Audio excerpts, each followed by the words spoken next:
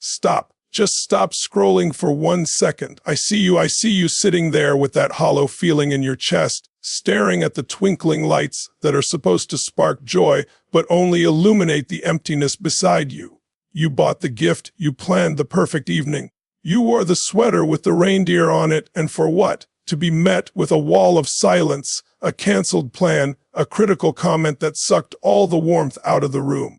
You're wondering what you did wrong. You're begging for a crumb of the connection that everyone else seems to be drowning in. Let me tell you the truth you can feel in your bones, but have been afraid to name. It's not the turkey that's cold this Christmas. It's the heart of the person you love. And the most devastating part, you think you're the problem. Today, that ends. This isn't about bashing anyone. This is about pulling back the curtain on the silent storm raging inside someone with an avoidant attachment style during this season, so you can finally understand this isn't about your worth. It's about their wound. Christmas isn't just a holiday for them. It's a psychological minefield. The very things you crave, the closeness, the tradition, the oozeness, feel to them like a prison sentence. Your love feels like a weight, and their retreat has left you frozen, stranded in a winter of confusion. But what if you could see the map they are following? What if you could decode the hidden language of their distance? Knowledge is power, and today you take yours back. For you, the holidays are a return to warmth. For the avoidant, it's a forced march into enemy territory. Think about it, every Christmas carol is a demand for joy. Every family gathering is a tribunal where their independence is judged. Every gift is not an offering of love, but a debt that must be repaid with emotional currency they believe they don't possess. The air itself thickens with unspoken expectations, to be happy, to be grateful, to be close. This perceived demand triggers a primal alarm system wired in childhood. Their blueprint for survival, formed long ago, screams that dependence is dangerous, that needing someone ends in disappointment or engulfment. So when you lean in with a mistletoe kiss, their nervous system doesn't register romance, it registers a threat. Their retreat isn't a calculated rejection of you, it's a blind, animalistic scramble for higher ground. They aren't pushing you away. They are frantically trying to breathe, convinced that the intimacy you're offering is a vacuum sucking the very air from their lungs. The tinsel, the laughter, your extended family's well-meaning questions, it's all a symphony of pressure, each note tightening the invisible vise around their chest. They don't see a loving partner hoping for connection. They see a warden presenting a life sentence of obligation. Their coldness is not an absence of feeling, but a raging fire of panic, so consuming it burns away every outward expression of warmth. They are, in that moment, not an adult partner but a terrified child trapped in a scene that feels eerily familiar, a scene where their emotional needs were once met with silence, dismissal, or conditional love. Christmas replicates that old, dangerous dynamic with punishing accuracy. So they do the only thing their survival brain knows: they build a fortress. They pick a fight over nothing. They lose themselves in a project. They become a ghost at the feast, physically present, but emotionally in another universe. And you, standing there with your open heart, get hit by the shrapnel of a battle that started decades before you ever met.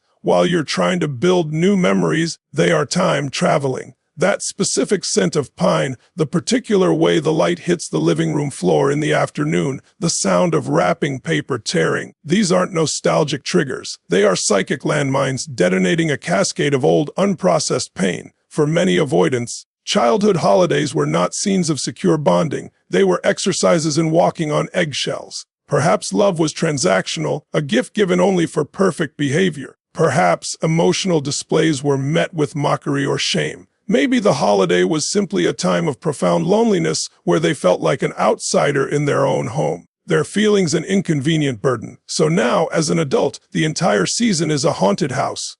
Every tradition is a corridor echoing with the ghosts of unmet needs. When you try to create a new, healthy ritual, you aren't just suggesting a fun activity, you are asking them to walk, willingly, back into the room where their heart was first locked away. Their resistance is not to the activity itself, but to the visceral childhood feeling it evokes. They are defending a younger version of themselves they believe they must protect at all costs. That inner child whispers, "Don't trust it. Don't get your hopes up." Last time you felt this excited, you were left devastated. So they sabotage the moment, they become critical, distant, or find a reason to work. They are trying to break the spell of the past by breaking the connection in the present.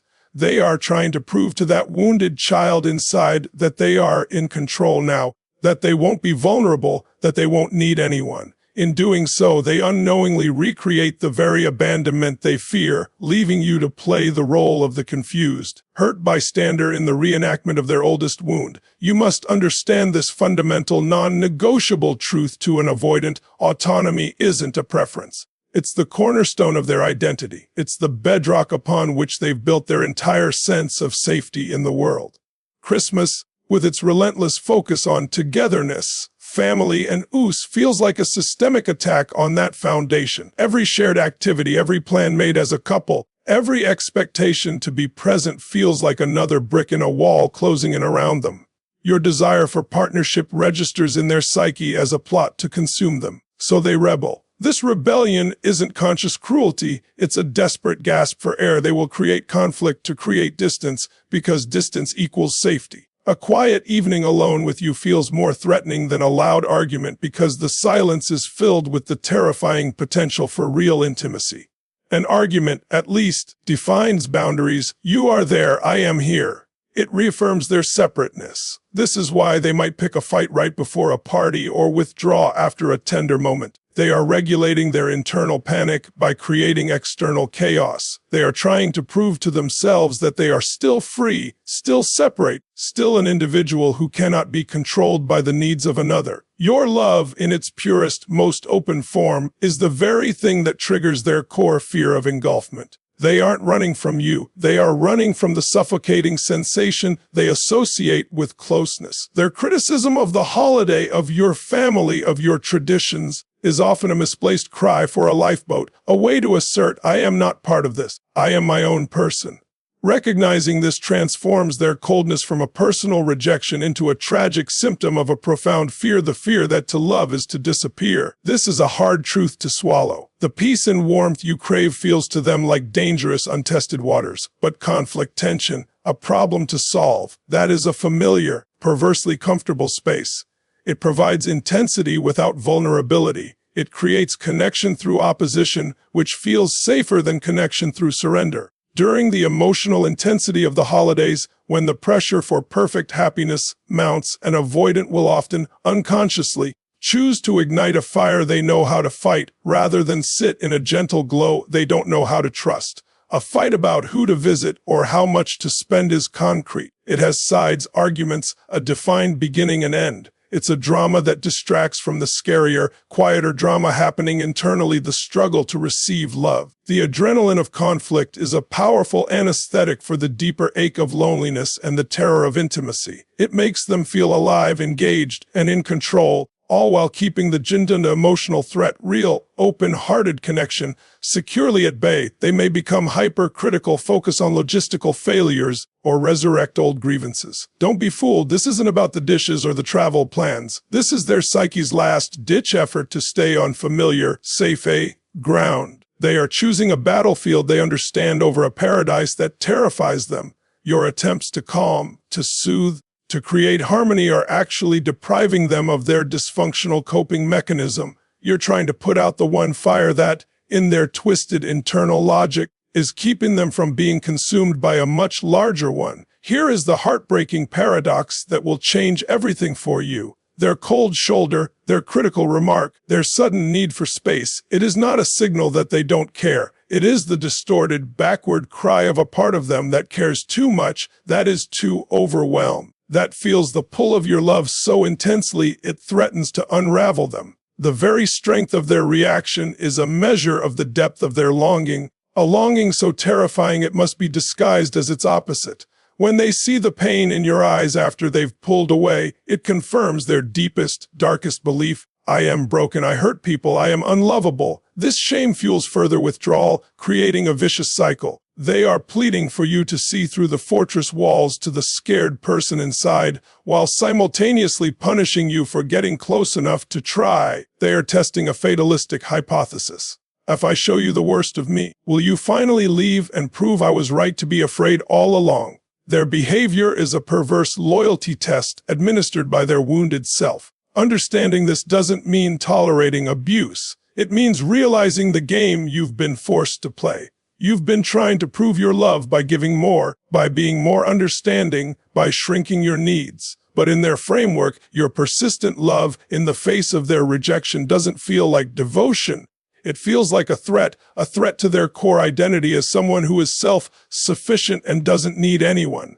The very thing you think will heal the distance is, in that moment, widening it. This is your moment of power. Your strategy has been to turn up your own heat, to love louder, plan harder, try more, hoping to finally thaw the frozen tundra between you. But you are pouring your warmth onto permafrost. The cold isn't a surface condition, it's a deep, frozen stratum in their soul, and your fire is only creating a shallow puddle of steam that quickly evaporates, leaving you exhausted and them unchanged. The radical shift you must make is to redirect that energy inward. Stop trying to manage their emotional climate. Your job is not to be their sun, begging a glacier to melt. Your job is to build your own hearth. This means stepping out of the dance. When they withdraw, do not pursue. When they criticize, do not engage in defense or repair. When they create space, fill it not with anxiety or frantic activity, but with your own presence. Decorate the tree for you. Listen to the music you love. See the friends you cherish. This is not a punishment. This is the ultimate act of strength and, paradoxically, the only thing that has a chance of reaching them. It demonstrates a terrifying new reality to their system. You are not orbiting their dysfunction. You have your own gravity.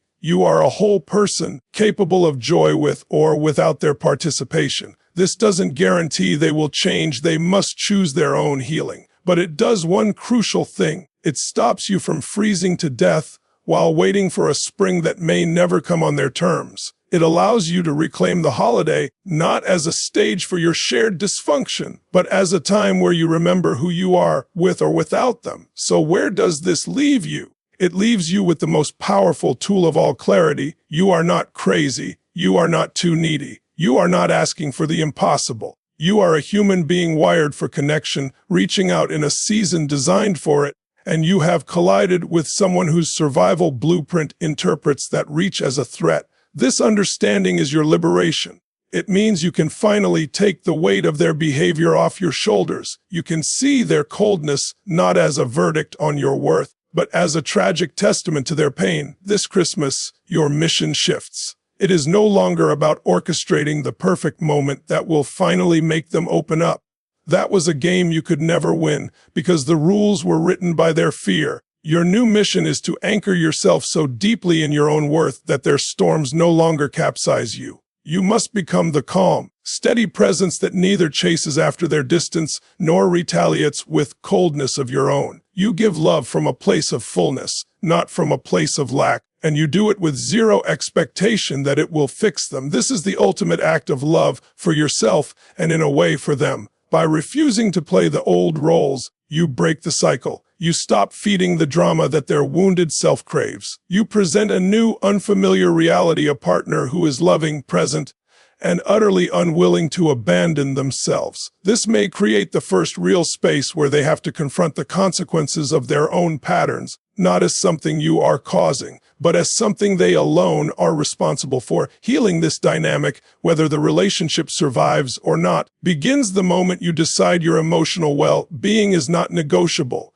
It begins when you look at the twinkling lights and decide that they will spark joy in you, regardless of who sits beside you. It begins when you realize that the greatest gift you can give yourself this year is the permission to feel your own feelings fully, to honor your own need for connection, and to seek that connection in places where it is given freely and warmly.